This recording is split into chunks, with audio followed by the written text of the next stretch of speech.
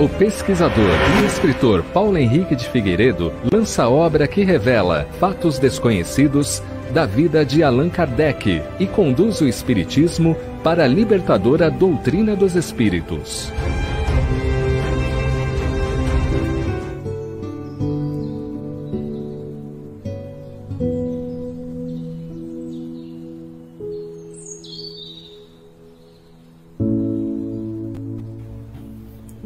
Boa noite a todos. Mais uma segunda-feira, 8/4/2024. Abrimos a sala virtual do Centro Espírita Zilda Gama. Hoje teremos como convidado André Sobreiro, estudante da doutrina espírita. É uma alegria estar aqui junto a todos os amigos do Centro Espírita Zilda Gama. O nosso abraço a todos os companheiros e companheiras de todas as partes que nos acompanham nessa noite. Rogamos aos espíritos superiores e benfeitores e educadores que nos inspirem e nos sustente na caminhada e que possamos colher neste momento de reflexão que o companheiro André Sobreiro trará como tema escala espírita, onde estou nela, que possamos aprender dessas lições para a nossa caminhada e evolução espiritual. Que a paz se fosse sempre em nossos corações. A sala é sua, André. Muito obrigado.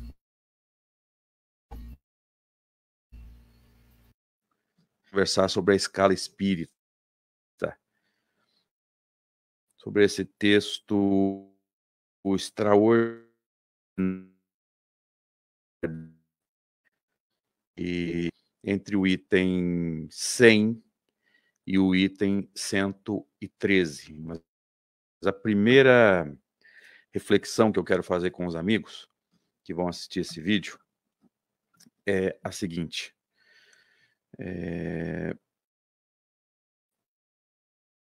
Um pouco antes do início trabalhando a uma hierarquia dos espíritos. Vamos ver isso aqui. Um pouquinho antes da escala espírita, especificamente na questão 96, que vocês estão vendo na tela aí, e eu vou destacar para vocês aqui agora. Allan Kardec pergunta aos espíritos se os espíritos são todos iguais ou se existe entre eles algum tipo de hierarquia. Deixa eu só destacar de uma forma diferente, porque quando a gente destaca pelo cursor, fica umas letras na frente.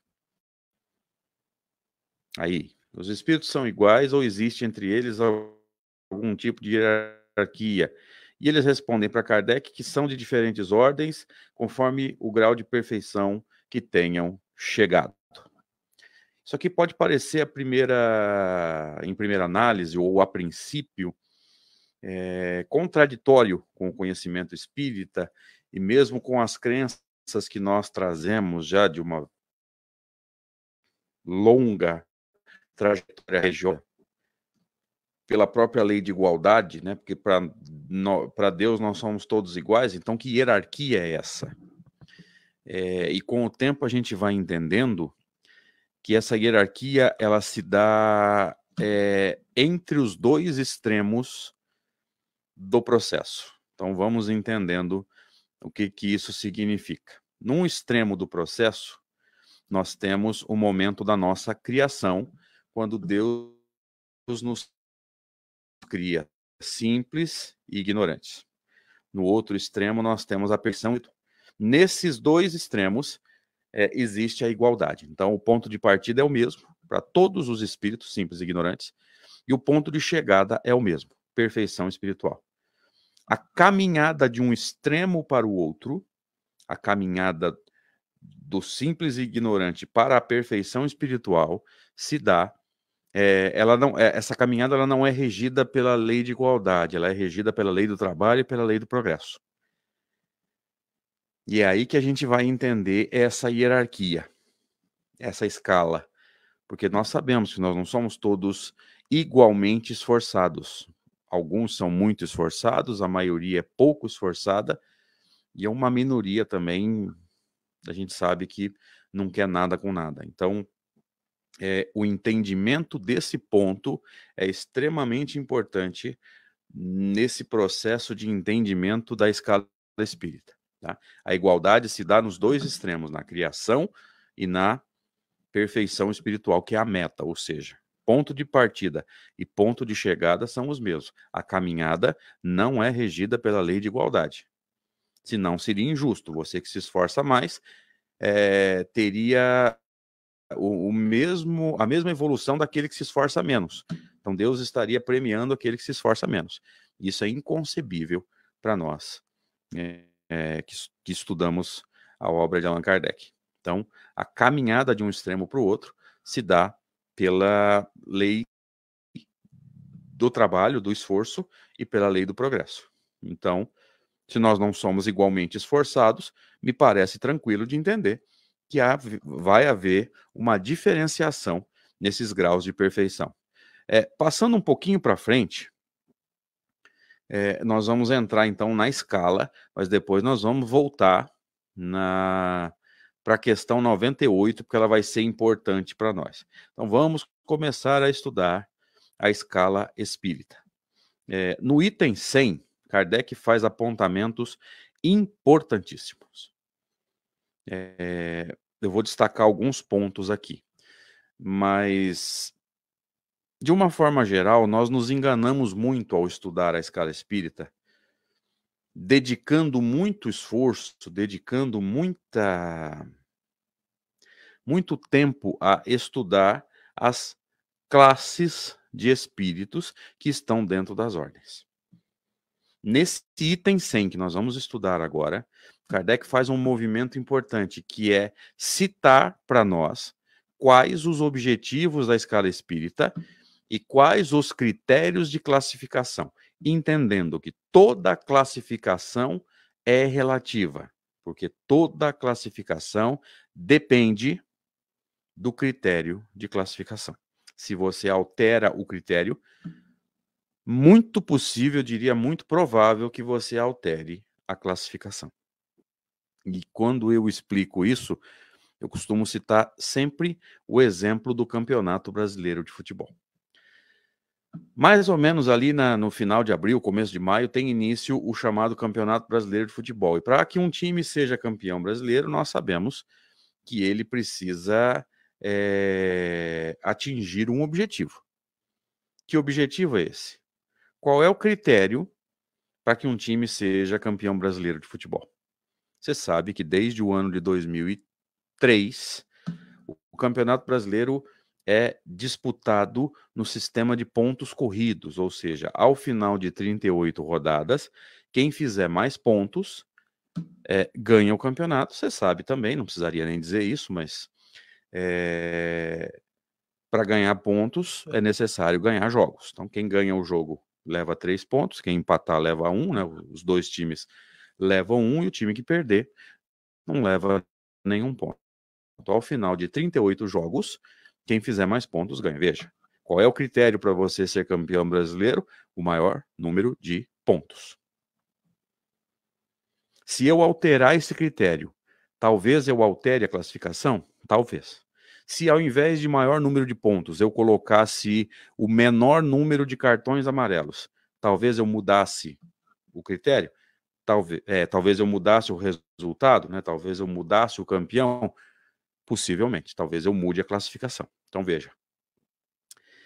E Kardec trabalha essa informação em vários pontos. Por que toda escala é relativa? Porque ela está na dependência de um sistema ou de um critério de classificação. Se você muda o critério, muito provavelmente você muda a classificação. Então atentem para esse detalhe. Quais os critérios da escala espírita? É a primeira informação da escala. Item 100. Vou grifar.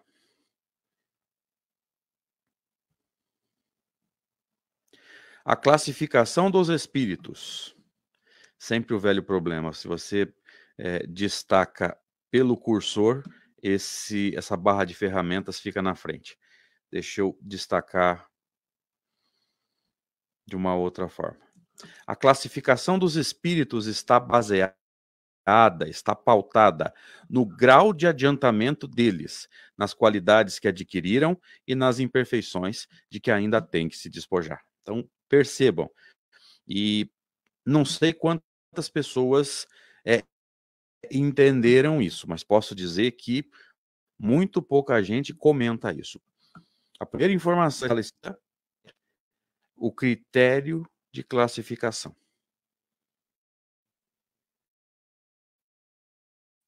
Vou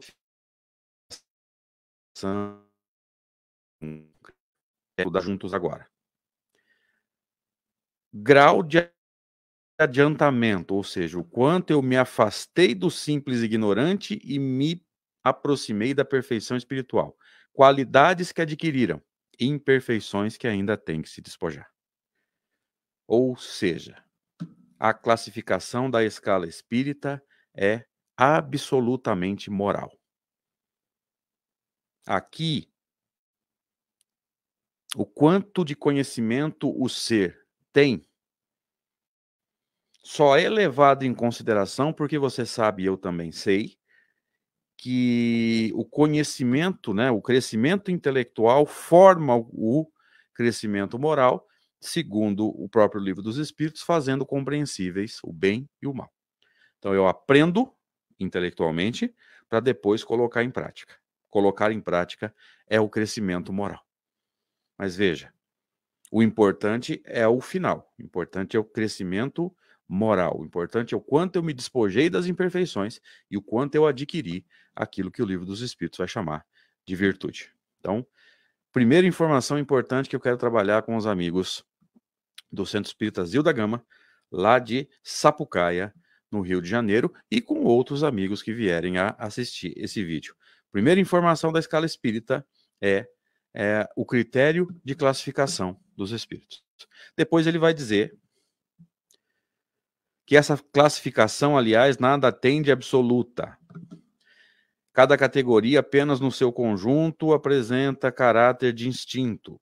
Porém, de um grau ao outro, a transição é insensível, e nos limites o matiz se apaga como nos reinos da natureza, como nas cores do arco-íris, ou ainda nos diferentes períodos da vida de um homem. O que ele está dizendo aqui? Primeiro, ele está repetindo o que nós já comentamos, que toda escala é relativa, porque ela está pautada no critério de classificação. Que entre uma classe e outra, assim como entre uma ordem e outra, não há um limite bem estabelecido. Às vezes você está, como eu posso estar também, com um pé numa classe e um pé em outra.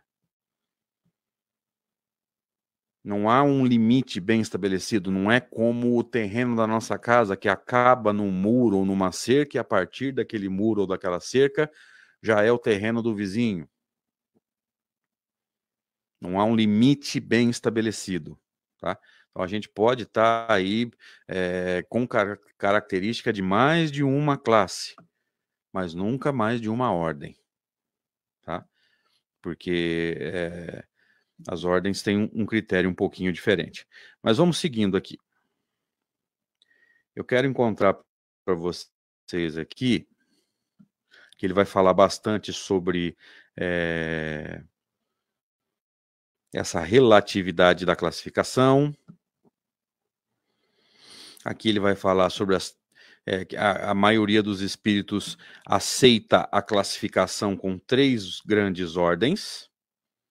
Geralmente os espíritos admitem 3 categorias principais ou 3 grandes divisões. Na última, na base, os espíritos imperfeitos, predominância da matéria sobre o espírito, propensão ao mal. A gente vai ver isso. Os da segunda ordem caracterizam pela predominância do espírito sobre a matéria e desejo do bem. São os bons. Primeira, enfim, espíritos puros, atingiram o grau supremo da perfeição. Mas eu quero mostrar um outro ponto para vocês aqui.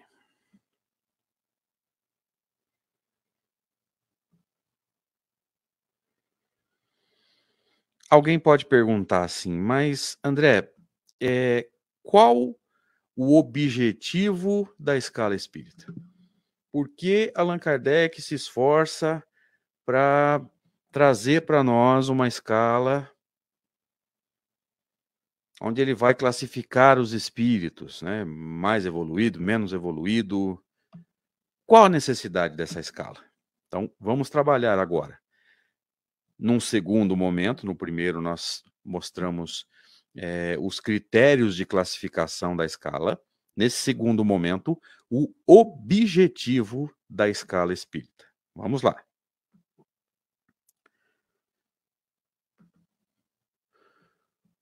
Com o auxílio desse quadro, será fácil determinar a ordem e o grau de superioridade e inferioridade dos espíritos com os quais possamos nos relacionar e, por conseguinte, o grau de confiança e de estima que mereçam. Por que eu gosto de destacar esse trecho aqui? Porque muitas vezes nós nos deparamos com espíritas, frequentadores e trabalhadores de reunião mediúnica, que acham que esse movimento de avaliar os espíritos e dar a eles uma confiança menor ou maior é julgamento. Então, o próprio Kardec é alguém que recomenda esse julgamento. Então, nós vamos entendendo que isso não é julgamento, isso é um movimento natural. O objetivo da escala espírita é ajudar a gente a entender com que tipo de espíritos nós estamos nos relacionando. Se quiserem, nós podemos ler de novo. Com o auxílio desse quadro, que é a escala, será fácil determinar a ordem e o grau de superioridade ou de inferioridade dos espíritos com os quais possamos nos relacionar e, por conseguinte, o grau de confiança e de estima que mereçam. Eu gosto de dar bastante ênfase para esse trecho, que o próprio Allan Kardec está sugerindo esse bom senso. O próprio Allan Kardec está sugerindo esse processo de se avaliar com que tipo de espíritos nós estamos nos relacionando. Confesso-me triste quando deparo com espíritas que, por não estudar mais profundamente a obra de Kardec, acham que é julgamento, acham que é falta de caridade não concordar com as colocações de determinados espíritos. Então, confesso-me surpreso de ainda encontrar esse tipo de afirmação no nosso movimento. Atentem para esse detalhe agora.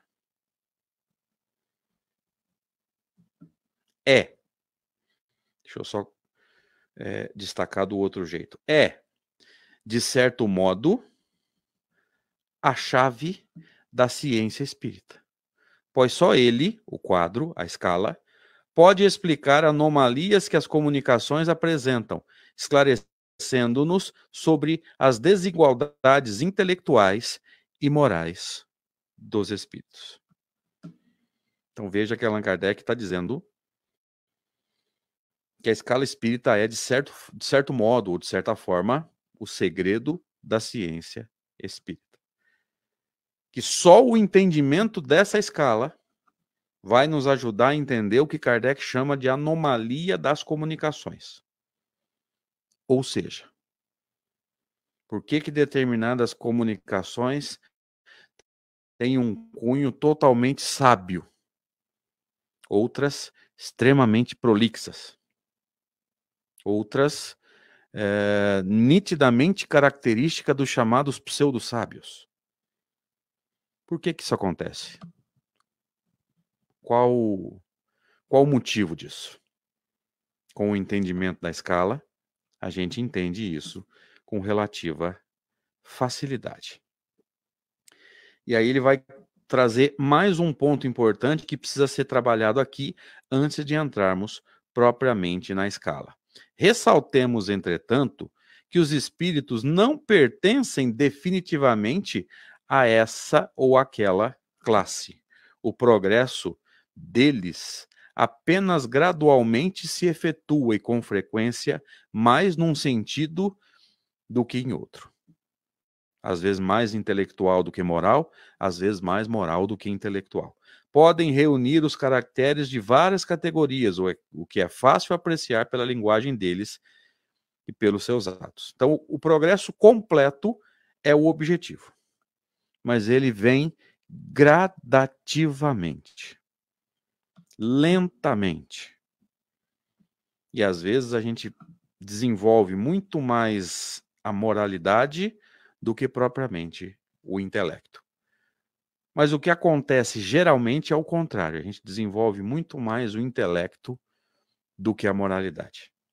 E justamente por desenvolver mais o intelecto do que a moralidade, nós, às vezes, nos surpreendemos com pessoas, com povos, ou até conosco mesmo, de posse de conhecimentos muito interessantes, mas fazendo coisas que a gente sabe que não deveria fazer. Então perceba comigo agora que o desenvolvimento intelectual sem o desenvolvimento moral pode nos levar a fazer coisas que a gente não deveria fazer, usando esse conhecimento para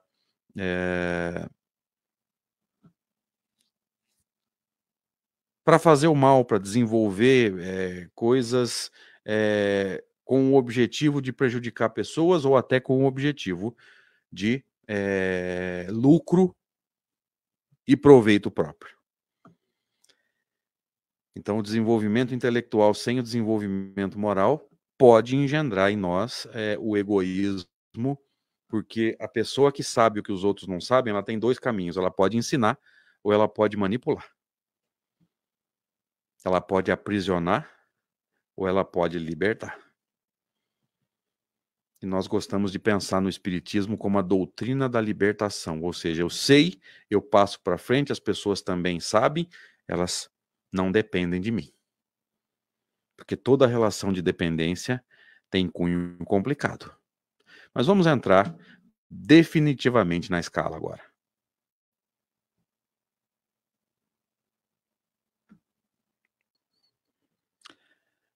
Continuando, então, o nosso estudo da escala espírita, eu vou tirar esse banner que está na nossa frente aqui, e vamos conversar um pouquinho, então, sobre a escala especificamente, entrando no item 101, lembrando que nós, na primeira parte, caracterizamos a necessidade da escala a partir da questão 96 de O Livro dos Espíritos, depois estudamos aí as partes mais importantes do item 100, que são o critério de classificação da escala e o objetivo da escala, né?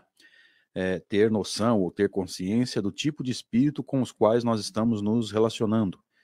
E comentamos bastante também sobre a progressão dos espíritos, que Kardec nos diz que os espíritos não ficam eternamente na mesma ordem, na mesma classe, eles vão saltando, né? Eles vão trocando de ordem e de classe conforme eles vão evoluindo. Então vamos lá estudar agora a terceira classe, os espíritos a terceira ordem, os espíritos imperfeitos. Vamos dar uma olhada nas características principais. Antes disso, eu quero fazer um comentário com vocês. Na verdade, eu quero repetir um comentário. Eu brinquei com vocês na primeira parte que a gente perde muito tempo estudando as classes dos espíritos. E a nossa esperança é ver em qual delas nós nos encaixamos. que eu queria dizer aqui é que a gente deveria e precisaria estar muito mais interessado, muito mais preocupado em entender as ordens. Porque se você entende as ordens, as características da terceira ordem, as características da segunda ordem, as características da primeira ordem, a gente tem uma noção muito melhor sobre a escala espírita. Então vamos dar bastante atenção ao texto sobre as ordens. Os espíritos de terceira ordem, deixa eu só puxar um pouquinho mais no zoom aqui para os amigos, são descritos assim por Allan Kardec: caracteres gerais ou características gerais, predominância da matéria sobre o espírito, propensão ao mal, ignorância, orgulho, egoísmo e todas as más paixões que lhes são consequentes. Então vamos entender isso aqui. Predominância da matéria sobre o espírito. O que significa isso? Há algumas formas de interpretar essa primeira parte. Uma delas como a matéria sobrepuja o espírito, durante a encarnação, qualquer desequilíbrio da matéria afeta o comportamento do espírito, afeta as decisões que o espírito toma. Ou seja, se eu levantar amanhã cedo muito bem, descansado, bem alimentado, meu sono foi reparador, minhas decisões serão de uma maneira. Se eu levantar me sentindo mal porque me alimentei errado ou porque não dormi bem à noite, muito provavelmente as minhas decisões serão outras, porque o desgaste da noite mal dormida desequilibra a matéria. O desgaste de uma época, de uma fase de alimentação ruim ou de estresse, desequilibrando a matéria, afeta o comportamento da alma. É fácil de entender quando a gente lembra que a cada vez em que a gente acorda de manhã e está em desequilíbrio orgânico por causa da alimentação, da falta de atividade física ou por qualquer que seja o motivo, a gente sabe que a gente tem muito mais dificuldade. Vamos colocar um exemplo mais fácil. Vamos imaginar que você vazou a noite inteira sem dormir. No outro dia você vai estar cansado e já não vai conseguir se comportar da mesma maneira que você se comporta quando você está descansado. Mas aí surge a pergunta, né? Mas peraí, quem não dormiu foi o corpo. Espírito não dorme. Por que essa dificuldade de comportamento? Porque a matéria sobrepuja o espírito, ou seja, o desequilíbrio da matéria afeta o comportamento da alma. Esse exemplo do cansaço, do não dormir, ele é bastante claro para nós entendermos essa colocação de Allan Kardec. Vamos trazer de novo. Predominância da matéria sobre o espírito. Tem uma outra maneira de interpretarmos isso também. Predominância da matéria sobre o espírito significa que, e essa para mim é a mais correta, é a mais ao pé da letra, tá? Significa que nós damos muito mais importância e muito mais atenção à satisfação dos sentidos físicos do que à chamada consciência tranquila. Então, ao invés de termos a consciência tranquila, a gente prefere o estômago cheio, os bons sabores na boca, o orgasmo sexual, enfim, a satisfação dos sentidos físicos. Nos espíritos de segunda ordem que invertem essa questão, tá? Onde o espírito sobrepuja a matéria, eles abrem mão da satisfação dos sentidos físicos em favor da consciência tranquila. Então veja que para eles o espírito sobrepuja a matéria, ou seja, as vontades do espírito sobrepujam as necessidades da matéria. Essa para mim é a maneira mais correta de interpretarmos essa primeira frase que vocês estão vendo aí, a predominância da matéria sobre o espírito. Propensão ao mal. Veja que ele está falando em propensão ao mal e não em obrigação do mal. Propensão é tendência ao mal. Por quê? Porque nós somos imperfeitos e colocamos os nossos interesses. Se nós pensarmos na nossa vida, a gente vai perceber que muitas vezes nós gostamos do certo, nós gostamos do bem, desde que o certo não afete os nossos interesses. Então a gente gosta de tudo que é certo desde que nos ajude. talvez você também, assim como eu, se enquadre nessa colocação. Então, eu gosto muito das coisas certas. Ah, mas se o fulano fizer o certo, eu vou deixar de ganhar dinheiro, eu vou ter prejuízo. Aí talvez você, assim como eu, já não goste mais tanto assim do que é certo. Então nós temos tendência ao mal, a exteriorização das nossas imperfeições. Outra colocação de Allan Kardec ainda aqui nesse primeiro parágrafo. Ignorância, que é o desconhecimento da lei de Deus, orgulho, egoísmo e todas as más paixões que lhes são consequentes. Ou seja, as más paixões nada mais são do que consequências do orgulho e do egoísmo. Outro trecho interessante. Tem a intuição de Deus, mas não o compreendem. Ou seja, deixa eu destacar daquele outro jeito lá.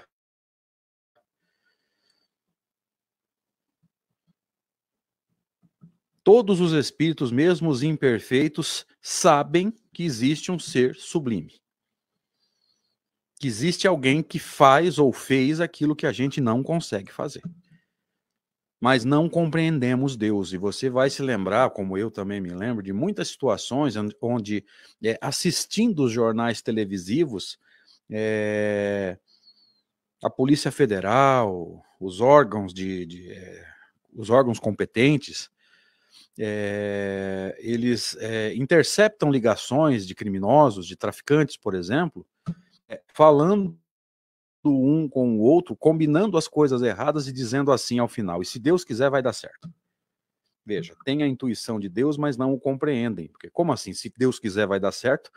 Se é o tráfico de drogas, se é um roubo, se é um sequestro, como assim? Como é que eu posso pedir a proteção de Deus para coisas erradas? E talvez você acredite ainda, ou esteja com dificuldade para desconstruir no nosso entendimento aquele Deus antropomórfico, né? Bravo,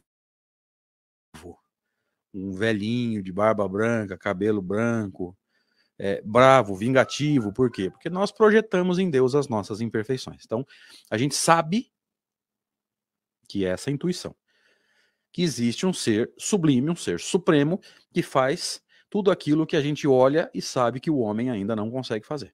Porque o acaso, isso é um axioma importantíssimo da ciência espírita, todo efeito inteligente denota uma causa inteligente. O acaso não pode produzir coisas inteligentes. Então, é óbvio que o acaso não pode ter juntado matéria e formado um planeta com tantos sistemas biológicos, e tantos planetas e tantos sóis, etc, etc. Então, a gente sabe da existência de um ser sublime, mas ainda não consegue compreendê-lo, tanto que a gente atribui a ele as nossas imperfeições. Outro trecho importante, vou destacar para vocês aqui, porque ele afeta o movimento espírita de uma forma geral. Voltando aqui, colocando para todo mundo ler, Allan Kardec diz assim, deixa eu destacar daquele outro jeito lá, para essa barrinha de ferramentas não ficar no nosso caminho. Seus conhecimentos sobre as coisas do mundo espírita. O que é o mundo espírita? É o mundo dos espíritos, o chamado plano espiritual na linguagem do nosso movimento. Seus conhecimentos sobre as coisas do mundo espírita são limitados e o pouco que sabem se confundem com as ideias e os preconceitos da vida corporal. Aqui eu consegui entender, nesse trecho que está grifado, por que há espíritos que acham que no plano espiritual tem casa, tem comida, tem ônibus, tem cama para dormir, tem hospital. Vamos ler de novo? Os espíritos de terceira ordem. Ó. Seus conhecimentos sobre as coisas do mundo espírita, do mundo espiritual, são limitados e o pouco que sabem se confunde com as ideias e os preconceitos da vida corporal. Então a gente acha que tem lá o que na verdade tem aqui. O que os espíritos de terceira ordem fazem quando se manifestam através dos médiuns? Eles materializam o mundo espiritual. A ideia do progresso é nós espiritualizarmos o plano físico. Esses espíritos, não por maldade, fazem o quê? Exatamente o contrário. Eles materializam o plano espiritual, colocando lá aquilo que é característica, aquilo que é usual aqui no chamado plano físico. Passando, então, para a segunda ordem. É o item 107 da escala espírita. Eu estou localizando aqui para a gente. Nós já vamos comentar esse texto extraordinário de Allan Kardec, onde a gente vai perceber a grande diferença entre os espíritos de terceira ordem e os espíritos de segunda ordem. Voltando para o texto, então, segunda ordem, espíritos bons. Deixa eu trazer uma informação a mais aqui. Isso aqui tinha que ter sido falado no começo, mas tudo bem. Toda vez que você estudar a escala espírita, olhe para os termos que dão nome às ordens e às classes como substantivos, não como adjetivos. Quando Kardec fala em imperfeitos, ele não está adjetivando os espíritos, ele está dando nome a essa ordem. Tá? Por quê? Porque se fosse um adjetivo, não haveria 3 ordens, haveria só 2, imperfeitos e perfeitos. Ou então puros e impuros.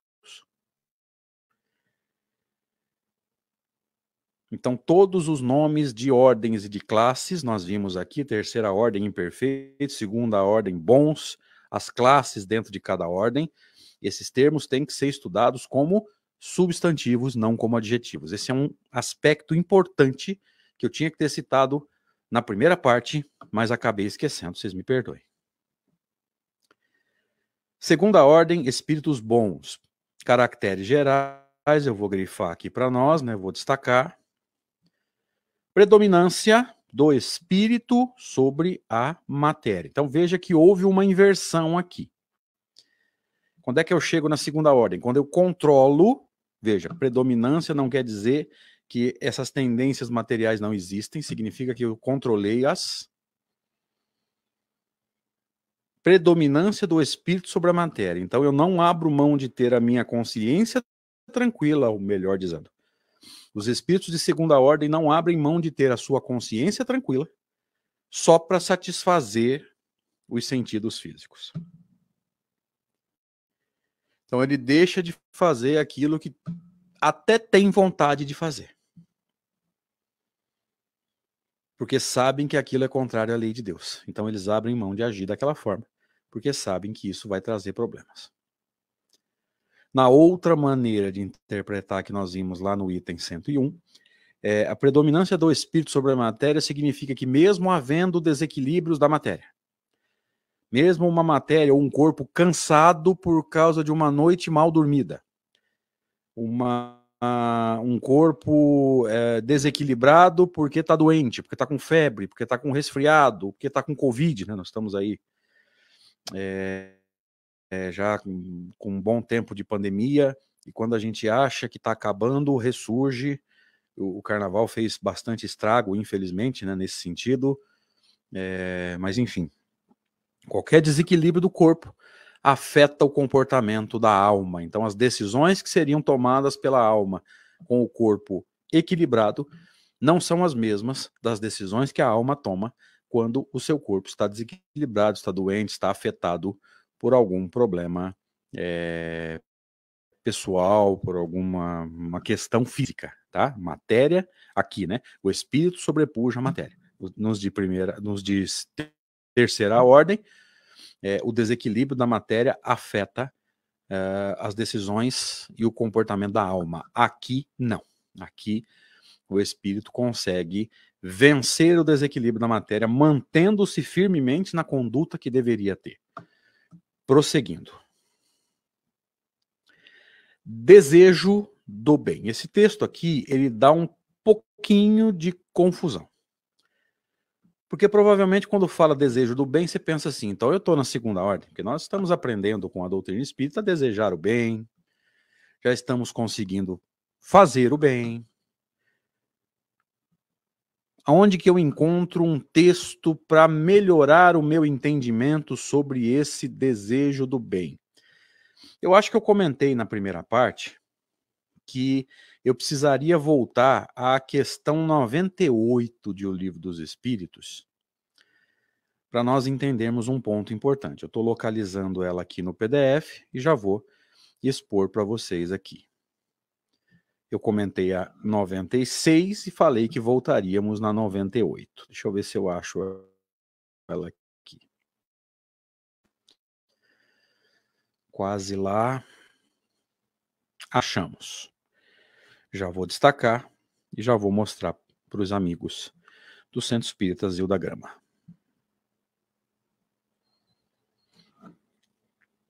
Allan Kardec pergunta aos espíritos, nós precisamos apenas da pergunta. Os espíritos de segunda ordem possuem somente o desejo do bem. Até aqui não é uma pergunta, é uma afirmação. Eles têm também o poder de praticá-lo, e aí vem a resposta. Mas o que nos importa não é nem a pergunta toda, é a afirmação inicial, tanto que eu vou alterar aqui o destaque. Kardec afirma, os espíritos de segunda ordem possuem somente o desejo do bem. O que significa isso, meu querido amigo, minha querida amiga? Os espíritos de segunda ordem não têm nenhum pensamento no mal, nem durante a encarnação, nem na chamada erraticidade. Os espíritos de segunda ordem não têm medo, não têm inveja, não têm culpa, não têm mágoa, não têm raiva, não têm ódio, nenhuma das más paixões. Então, se nós sentimos isso uma vez, em qualquer momento da encarnação, a gente já sabe que está na terceira ordem. Qual a possibilidade de um espírito de segunda ordem sentir mágoa, sentir medo, sentir tristeza? Impossível. Então, eu trouxe esse texto aqui, eu vou mostrar para vocês de novo. Primeiro é uma afirmação. Os espíritos da segunda ordem possuem somente o desejo do bem. Ele não está perguntando, ele está afirmando. Ele já tinha encontrado isso nas suas pesquisas. Então agora eu vou voltar para o item 107 para nós entendermos melhor aquele desejo do bem. Porque na verdade não é desejo do bem, é desejo exclusivo do bem. Então eu vou voltar para o texto lá, vou destacar de novo, para a gente poder entender junto que esses textos, eles se complementam. Tá aqui, peraí, vamos lá. Desejo do bem, eu vou destacar o texto aqui. Segundo a questão 98, a gente precisa ler isso aqui da seguinte forma. Desejo exclusivo no ou do bem. Os espíritos de segunda ordem não têm nenhum pensamento menos, nunca sentem inveja, culpa.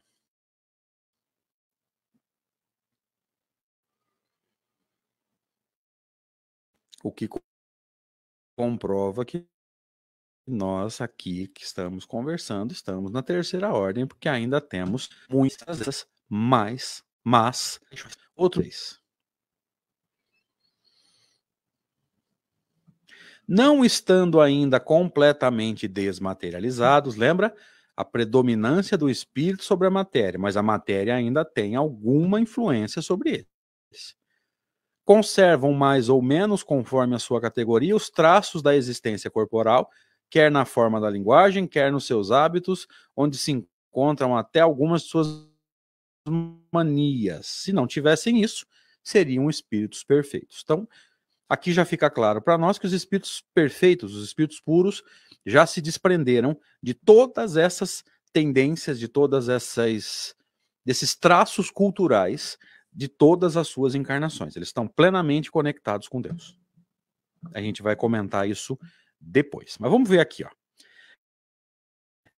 Não estando ainda completamente desmaterializados, ou seja, eles não são puros, eles ainda trazem alguma coisa de alguma cultura, de alguma encarnação, conservam mais ou menos, conforme sua categoria, os traços da existência corporal, quer na linguagem, forma da linguagem, quer nos seus hábitos, onde se encontram até algumas de suas manias. Vamos pensar o seguinte, um espírito que seja de segunda ordem, mas que tem muitas encarnações em uma cultura, por exemplo, no judaísmo, ainda pode trazer em si traços do judaísmo. Então, ao invés de estar plenamente conectado com a lei de Deus, ele ainda traz traços onde o judaísmo supera a lei de Deus na concepção dele, ele ainda não se desprendeu dessa cultura. Aí você pode excluir o judaísmo e colocar o hinduísmo, o budismo, o catolicismo, o que você quiser. Os espíritos de segunda ordem ainda podem ter algum traço de alguma existência corporal, de alguma cultura, ou seja, eles ainda não são espíritos puros. Embora sejam elevadíssimos, como nós vimos, não tem nenhuma das chamadas más paixões, não tem nenhum pensamento que não esteja plenamente conectado com a lei de Deus. Compreendem Deus e o infinito e já gozam da felicidade dos bons. Importante isso aqui. Porque se os de terceira ordem não entendem ou não compreendem, ou melhor dizendo, não compreendemos Deus, lembra que a gente atribui a Deus as nossas imperfeições, então a gente enxerga Deus como um Deus vingativo, como um Deus justiceiro, a gente pede proteção para Deus para as coisas erradas que nós fazemos. Os espíritos de segunda ordem compreendem Deus. Compreendem o infinito. Isso aqui é mais importante do que parece, porque para a maioria de nós, Deus é um Deus limitado. Deus é um Deus que gosta mais de nós do que do outro. E talvez você, assim como eu, já tenha rezado para a seleção brasileira ganhar a Copa do Mundo ou para o meu time ganhar um jogo. Só que tem um problema, gente. Se Deus ajudar o meu time, quem que ajuda o outro? Olha o Deus que a gente acreditava, né? É um Deus que gosta mais do meu time do que do outro. É um Deus que gosta mais da minha seleção do que da outra. A gente tem 32 seleções na Copa do Mundo. Se Deus ajudar a sua, quem que ajuda as outras 31? O que que te faz pensar que Deus gosta mais da sua seleção do que da seleção do outro país? O que nos faz pensar que Deus vai proteger aquilo que é nosso e não vai proteger aquilo que é do outro? Quem somos nós para achar que Deus vai se enquadrar às nossas vontades, né? Mas vamos lá. Vamos passar então para os espíritos puros. Vamos para o item 112. Estou localizando aqui e já coloco para os amigos apreciarem conosco. Vamos lá? Primeira ordem, espíritos puros, caracteres gerais. Nenhuma influência da matéria. Então vamos entender esse primeiro ponto. Nos espíritos de terceira ordem, a matéria supera o espírito. Na segunda ordem, o espírito supera a matéria. Na terceira ordem, não há influência da matéria. Zero. Vamos entender isso metaforicamente. Imagina que dentro de nós acontece um jogo, uma partida, uma disputa entre matéria e espírito. Nos espíritos de terceira ordem, a matéria ganha o jogo. Nos espíritos de segunda ordem, o espírito ganha o jogo. Nos de primeira ordem, pensa um pouquinho, não tem jogo. Porque um espírito de primeira ordem, um espírito puro, não se afiniza com matéria. Zero afinidade com matéria. Zero chance de um espírito puro cair em erro, cometer erros, agir de forma contrária à lei de Deus. Permitir que a matéria atrapalhe o seu comportamento. Pensar primeiro na satisfação dos sentidos do que na consciência tranquila. Isso não é característica de um espírito puro. Jesus sentiu fome e foi tentado. Isso é impossível para a doutrina espírita. Mas por que o texto bíblico diz isso? Não sei. Mas Jesus é um espírito puro. Isso está no Evangelho segundo o Espiritismo. O que é perfeito não pode ser tentado.